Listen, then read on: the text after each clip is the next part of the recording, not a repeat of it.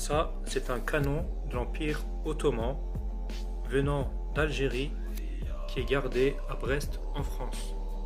Pourquoi la France garde un canon de l'Empire ottoman des Turcs sur son territoire? En 1683, la France attaque l'Algérie pour la coloniser. Ce canon avait été fabriqué sous Suleiman de l'Empire ottoman par Barbaros, l'amiral Barbaros de l'Empire ottoman, pour protéger l'Algérie tenue par son fils Hassan Pacha. Ce n'est pas le Hassan Pacha, Ghazi Hassan Pacha, mais c'est le fils Hassan Pacha de Barbaros. Donc Hassan Pacha capitule face à l'attaque des Français en 1683 et donne en tant que prisonnier de guerre l'amiral Mezzomorto Hussein. Mais l'amiral Mezzomorto Hussein n'est pas d'accord. Alors, arrivé sur le port menotté par les Français, il déclenche une émeute en apercevant les chefs de guerre turcs réunis sur le port. Ils parviennent alors à repousser les Français depuis le port, remontent au palais et tuent Hassan Pacha, le fils de Barbaros.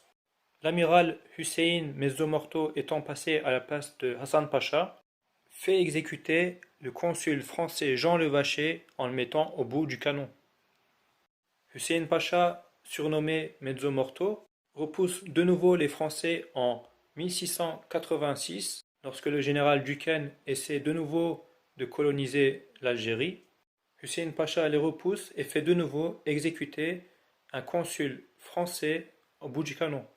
Mais l'amiral Duquesne ne s'arrête pas là, il essaie de nouveau en 1688 cette fois de coloniser de nouveau l'Algérie une troisième fois, mais de nouveau Hussein Mezzomorto arrive à repousser l'amiral Duquesne et encore une fois il met un soldat français au bout du canon et il l'exécute.